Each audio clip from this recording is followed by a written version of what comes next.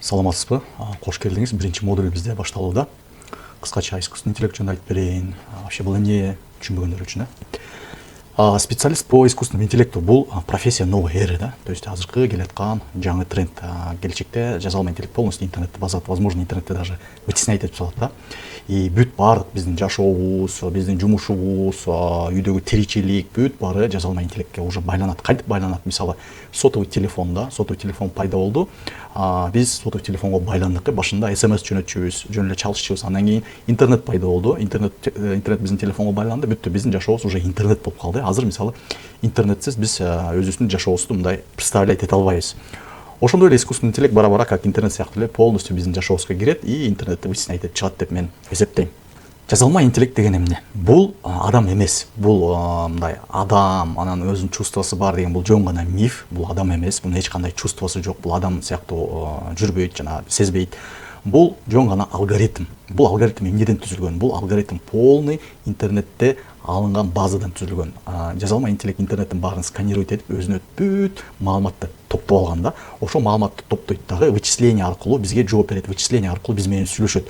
Мында эч кандай чувство жок, состояние жок, там мысль болбойт. Бул жөн гана мындай цифра, алгоритм. Бирок ушунчалык жакшы иштейт, ушунчалык баарын орду менен кылат, что как биз аны адам сыяктуу воспринимать этебиз да. Ключевой вывод дейт, у него нет сознания, это статистик, который не устает, но может ошибаться дейт да. То есть азыр жазалма интеллект постоянно страховаться этет.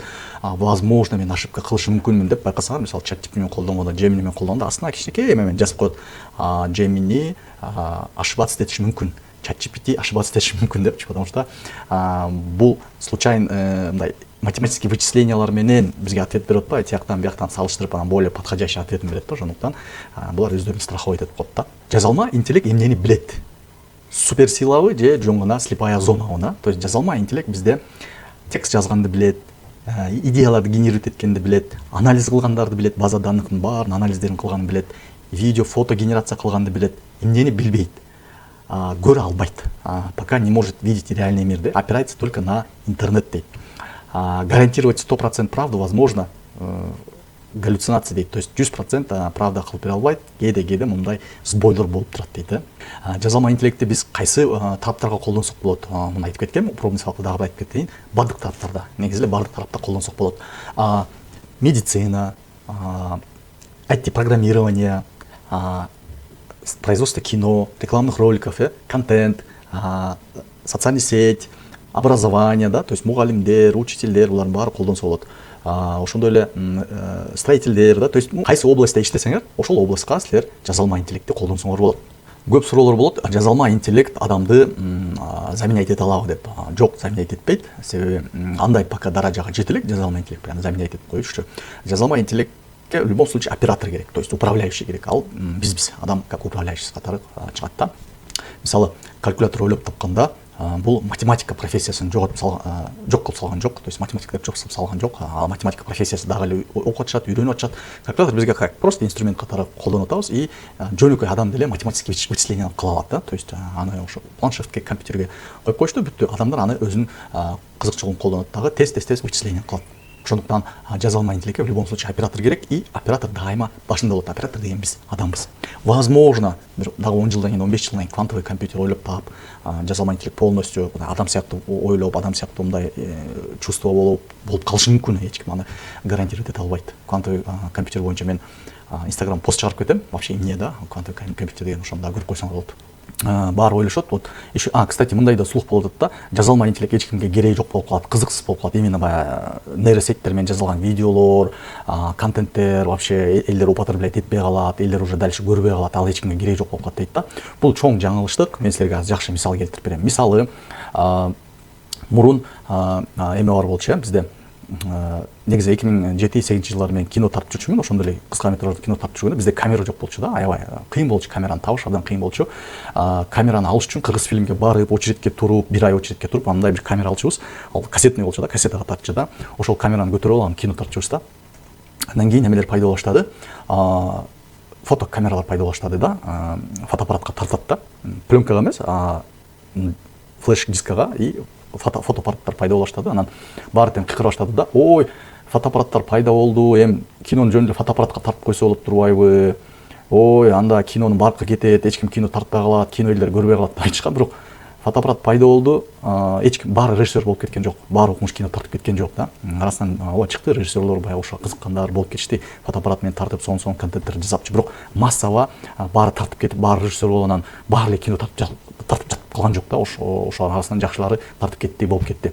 Андан кийин фотоаппараттан сотовый телефон чыкты да. Сотовый телефон чыккандан кийин ой баары блогер болуп кетип турбайбы эми, бүт эле блогер болуп, бүт баары блогер болуп жатып калып турбайбы деп. Жок, баары блогер болуп кеткен жок. Сотовый телефон баарында бар, бирок баары кинорежиссер болуп, оператор болуп, блогер болуп кеткен жок. Да, то есть до сих пор деле, мисалы, любой силер деле блогер болуп кете аласыңар. Телефоңар бар, телефон сонун сапатты тартат. Баарында iPhone 14, iPhone 15 бар, көбүндө деле Android бар, бирок ал деле сапаты жакшы, бирок баарыбыз блогер болуп, баарыбыз укмуш болуп кеткен жокпуз да. Же блогерство профессия жоголуп кеткен жок. Режиссура, оператор профессия жоголуп кеткен жок. Просто оператор мобилограф болуп өзгөрүп кетти. Примерлер толтура. Любой азыр блогер болуп кетсе болот. Колуңарда телефон бар. Алгыла, тартып блогер болуп алгыла. Бирок силер блогер болгон жоксуңар, туура. Ошон үчүн эч коркунучтун кереги жок. Анан мисалы дагы жакшы мисал келтирип кетейин. Мынтип айтып атышат да, жасалма интеллект менен жазылган кинолор эч ким көрбөйт да, живой адам эмес, мындай живой чувство бербейт, мындай живой адам башка, анан жасалма интеллект башка да, все равно бул окшошпойт бирине деп айтышат. Силерге сонун мисал келтирип берем. Аватар деген фильм билесиңер, Аватар деген фильм кассаны жарган фильм, эң биринчи фильм, кинорекордов Гиннеске кирген по сборе кассада, укмуш популярный болгон, баарыбыз көргөнбүз Аватар. Аватар 100% бүт CGI компьютер менен жазылган, аякта живой адам ойнобойт. Живой адамдын просто эмесин эле алган, motion control деп коет, беттерин эле, просто мимикаларын эле алган, бирок на самом деле ал жакта персонаждар не живой же бүт 3D менен жазылган, бирок укмуш сопереживать этип көрдүк да биз. Сүйүп Аватар деп укмуш, ал киносу чыкты, саундтреги чыкты, ойундары чыкты, футболка баары чыкты. Биз ошого сезим тарттык да. Ошондой эле мисалы мультфильмдер 3D менен жазылган, Панда деген бар, сонун Walt Disneyдин мультфильмдери бар, Pixar'дин мультфильмдери бар, ыйлап көрөбүз го тимелечи.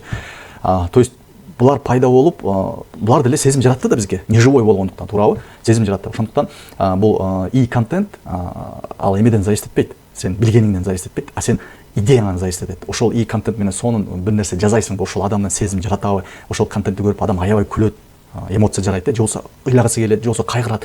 Ушундай контент жасасаңар, бул без разницы, сен ии менен жасайсыңбы, же өзүң телефонго алып туруп блогер болуп ошол идеяны ишке ашырасыңбы, же компьютерден 3D менен жасайсыңбы, без разницы да. Ошондуктан бул эч кандай интерес жоголуп калбайт мында. Бул просто бизге инструмент катары болуп берет. Биз муну инструмент катары колдонобуз дагы. Сонун контенттерди жаратып, просмотрларды алабыз, клиенттерди тартабыз и аларды сатып акчага алабыз. Ошондуктан эч коркунуч жок, жок болуп интерес токтоп калбайт, наоборот, аябай популярный болот. И ушу ийинин күчү менен балким жаңы таланттар пайда болот. Блогер боло албай жүргөндөр блогер болуп кетиши мүмкүн. Өзү чыгып сүйлөгөндөн тартынып жүргөндөр башка өзүнө блогер жасап, ошону чыгарып, ошол аркылуу сүйлөп кетиши мүмкүн. Сонун контенттерди жаратышы мүмкүн. Мен уже көрүп атам, Instagram страницадан аябай жаңы эмелер пайда болуп атат, страницалар именно контент менен сонун идея, сонун контент кылып, просмотр, подписчик топтоп атат. Ошол эле мисалы мен мисал катары алсаңар болот. Мен ылдый Instagram баракчамы ылдый түшсөңөр, ал жакта 15, 20, 50 просмотрлук видеолорду мен 1 жылдан бери Instagram алып келатам, бирок эч кандай просмотр алчу эмесмин. Анан мен баштаганда аябай просмотрлар жакшы кетти. Анын баарын мен живой кыла албайт болчумун, бирок ийин жардамы менен кылып атам. Карта новых профессий, келечектин жаңы профессиялары бул креатор, однозначно. Контент жаратып, азыр силер ошо курсын окуп атасыңар да, креатор. Быстрое создание контента, тест жаратып коесуңар, бирок обязательно идеясы менен сонун болуш керек, чтобы просмотр алыш үчүн. Промпт инженер, то есть промптты кантип түзүш керек, ошону үйрөнөсүңөр, аны айтып берем. И SMM специалист, то есть жөн эле SMM специалист эч кимге кереги жок болуп калат. Обязательно SMM специалист керек болот. И мобилограф да, ошол эле оператордун азыр жаңы названиясы мобилограф, телефон менен тарткан кишинин да айтат. Обязательно ийини билиш керек болот, ушунун баары тең ийини үйрөнүш керек. Ошондой эле бизнесмендер керек болот. Жеке чакан бизнесмендер, мисалы, өзүм контент жаратам, өзүм бизнесимди өзүм продвигать этем десеңер болот. Албетте крупный бизнесмендер в любом случае нанимать этет, мобилографты, SMM-щикти да, бирок алар обязательно ийини билиш керек, билген болуш керек да. Таргетолог, таргетолог в любом случае керек болот. Таргетолог нанимать айтат, ийини билесиңби депчи. Ийини мен айтып кеткендей, рекламный агентстволорду колдонуш керек болот. Бизнес готов платить этим специалистам дейт. Эмне үчүн? Себеби проблеманы жоет да. Бизнесте эмне проблема? Тез контент жаратуу, жакшы контент жаратуу, просмотру көп боло турган контент жаратуу да. Ал решенияны эмне кылып берип атат? Бизге ии жасап берип атат да. И специалист ушу убакытты сокращать этет жана ошо контент жаратуунун баасы да арзан болуп атпайбы. Жакшы мисал келтирейин. Мисалы 2016-17 жылы биз рекламный ролик тартчыбыз, контент мен кылчубуз да, бирок живой операторлор менен, живой актерлор менен бир рекламный роликке $1000 кетчү. Аябай кымбат болчу да, себеби актерго төлөйсүң, художникке төлөйсүң, операторго төлөйсүң, звукорежиссерго төлөйсүң, дикторго төлөйсүң, локация барып ошо квартира тартасың же бир жер тартып ошо квартираны арендага аласың, ошонун баары тең расход болуп, ошо кичинекей бир ролик тартам десең 30 секунд 40 секундтук $700-800 расход эле болчу да, калган бир 200-300 эми ашып кетсе $300 сен доход көрчүсүң да. И ошондуктан рекламада аз заказ кылышчу. Малый бизнес вообще андай реклама заказ кылчу эмес да. $1000, $2000 только жандай средний бизнес же крупный строительный компаниялар заказ кылчу да. Ошондуктан ошол проблеманы чечип берип атат. Азыр актердун кереги жок, локацияга барыштын кереги жок, эч жака эметтиштин кереги жок. Жөн гана ии менен тез контент жаратасың дагы, кымбат эмес, сатсаң болот да. Для кого это работает? Кимдер иштей алат? Үйдө отуруп эле ноутбугуңар болсо иштей берсеңер болот. Программист болуштун кереги жок, профессиональный оператор болуштун кереги жок, профессиональный режиссер, звукорежиссер болуштун кереги жок. То есть достаточно интернет и хороший ноутбук. И ошол менен иш баштап кетсеңер болот. Обязательно логиканы развивать этиш керексиңер, терпение, то есть чыдамчылык жана практика. Ушул достаточно, чтобы ушул жактан силер кандайдыр бир специалист болуп кеткенгечи. Эмне үчүн терпение? Себеби генерация көп убакыт алат, портфолио түзүш керек, навык алыш керек. Ушун баары убакытка ушу чыдамкайлык менен кичинеден жаза бериш керексиң да. И логический ChatGPT менен иштөгөндү үйрөнүш керексиң. Gemini менен ошон логически связывать этип, жакшы историялар придумать эткенди үйрөнүш керексиң да. Траектория вашего дохода. Силердин доходуңордун кандай өсөт? Бул жерде мен жазып койдум. Эң биринчи бул старт кылыш керек, обязательно башташ керек да. Анан опыт жана портфолио. То есть көп генерациялар кылып, көп иштерди жасап, портфолио топтош керексиң. Каяктан? Ошол эле Instagram, TikTok, YouTube'дан топтойсуңар. Башында чоң акча болбойт. Башында возможно силер аз эле акчага, возможно даже тааныштарыңарга, эмелерге чисто портфолио үчүн, кейс үчүн бекер кылып бериш керексиңер да. Анан бар акырын силер жөн элдер биле баштаганда, уга баштаганда, просмотрлар жакшы кете баштаганда чек көтөрөсүңөр да, то есть уже баасын көтөрө баштайсыңар. И рост качан болот? Качан уже практика болуп, портфолиоңор болуп, жакшы үйрөнгөндөн силерге клиенттер да келе баштайт, и рост да боло баштайт да. Мен мисалды эле кылып койсоңор болот. Мен жаңы баштаганда ылдый түшүп эле карагыла, жөн эле роликтер жаза берчүмүн, өзүмдү киргизип, мындай кылып сүйлөп, тигиндей кылып эч кандай просмотр кетчү эмес. Анан акырын баштап, даже ушу менин страницаман эле көрөсүңөр да, кандай менин эмем өсө баштаган да, то есть опытым өсө баштаган, знаниям өсө баштаган ошо страницадан эле билинсе болот да. И меники уже баягы роликтер миллион, 100 000 просмотр алгандан кийин уже мага заказдар келе баштады, заказдар түшө баштады. Ошондой эле мени үйрөтчү, көрсөтчү дегендер да көбөйө баштады. Эң негизги жардамчыңар бул силердин ChatGPT болот. Искусственный интеллект ChatGPT да. Любой нерсени ChatGPTден сурайсыңар, ChatGPTден айтасыңар и ошону менен сүйлөшөсүңөр. Айтасыңар, ChatGPT мага идея бер дейсиңер. Бир 10-20 вариант идея берчи дейсиңер, ChatGPT за секунду мындай отуруп идеялар расписывать этет. Ал идеялар дорабатывать этесиңер да, допустим, ал айтат да, биринчи идея могул, экинчи идея могул. Мисалы, кофейня боюнча мага кыска ролик, там 20 секунддук ролик идея бер дейсиң, 10 идея берсең, 10 идеяны кылып берип коет. И силер редактировать этип карап, түздөшүн түздөп, жакшы жакканы тандап туруп, мисалы 6-7 идеяны давай дорабатывать этебиз деп туруп, дальше доработка кыласыңар да. Ошондой эле айтасыңар, ChatGPT мага стратегия түзүп бер, маркетинговый план, стратегия түзүп бер, ушул кофейняга, ушул кофейня мен заказ алдым, ролик жасап бериш керек, же болбосо ушул кофейнясын продвижение кылып бериш керек, просмотрун көбөйтүп бериш керек да. Ошондой задание алып бересиңер, ChatGPT полностью силерге жасап берет. То есть мунун баарын иргелик кылыш үчүн уже целая команда керек болчу да. Маркетолог, эме деп койчу жанагы, азыр эсимде, копирайтер деген именно орусча тексттерди жазып берген да. Потом сценарист керек болчу, сценарий түзүп берген. Потом да, ошол эле оператор керек болчу, мобилограф керек болчу, актерлор керек болчу. То есть бир, допустим, SMM компанияда, маркетинг компания иштеш үчүн, кичинекей мини компания иштеш үчүн 6-7 адам керек болчу да. Ошонун баарын азыр ChatGPT кылып коет, жасалма интеллект кылып коет да. Фото, видеолорду нана-банана вео кылып берип коет. Бир адам средний маркетинговый рекламный силер компания ачып алсаңар болот. Любой суроосуна, мен кардарым, клиенттердин суроосуна жооп бере берем. Вообще тартынбайм. Мен жооп бере берем да, ChatGPT жооп берет. Айтат, Айбек идея керек дейт. Пожалуйста, 10 идеяны жөнөтөм. Айбек сценарий түзүп берчи. Пожалуйста, сценарий түзүп берем. Айбек, могу постун просмотр кетпей атат. Анализ деп берип койчу. Постун ссылкасын ыргыт дейм. Постун ссылкасын ыргытат. ChatGPT киргизем, скрин кылам страницасын, ChatGPT киргизем, айтам. Посмотри внимательно, изучи вот эту страницу и объясни, почему не набирает просмотр, да, почему не идет десең, ChatGPT бүт баарын тык кылып берип коет. Ошонун баарын мен клиентке жүрөтөм, сенде проблема момда болуп атат. Ал жерден эмне үчүн просмотр кетпей атат, анткени момда деп клиентке жооп берип консультация берем. Бүт баары онлайн дистанция болот. Ошол консультация үчүн эле 2000 сом берет мага. Хотя аны ChatGPT деле кылат. Бирок бизнесмендер аны өзү кылганга убакыты жок. Бизнесмен сага эмне үчүн акча берет? Потому что анын убакыты жок. Ошону кирип, ChatGPTге айтып, ChatGPTге менен сүйлөшкөнгө убакыты жок. И ChatGPT менен сүйлөшкөндө да баары сүйлөшө албайт да. Сүйлөшүп жүргөн, билип жүргөн адам дагы сүйлөшө алат. То есть промпт инженеринг да, то есть туура сүйлөшүш керек да. Биринчи клиенттерди кайдан табасыңар? Биринчи клиенттер бул социальный сеттен келет. Instagram, TikTok, YouTube. Обязательно ушул 3 платформадан ачкыла.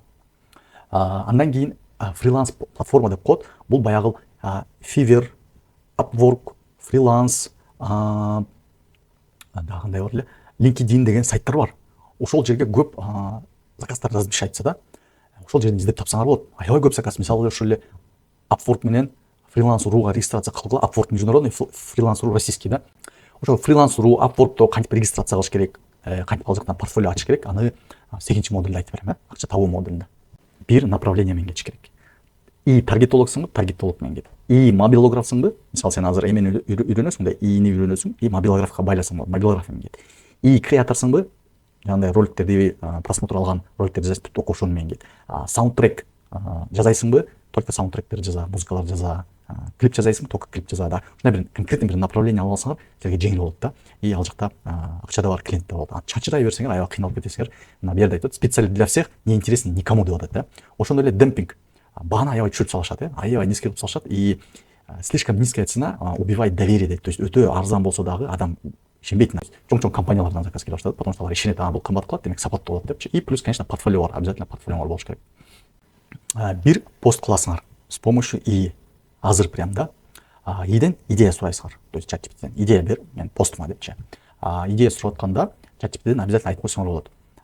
Кандайдыр бир уточнениялар керек болсо, мага суроо бер депчи. Анан ИИ сурайт. Эмне жөнүндө пост кылайын, кайсы направлениеде кылайын, ошолордун баарына жооп берсеңер дагы силерге идея берет. Просто ошондой текст болуш керек силерге. Бул пост деген фото эмес, видео эмес, просто пост, текст пост, текст видинде.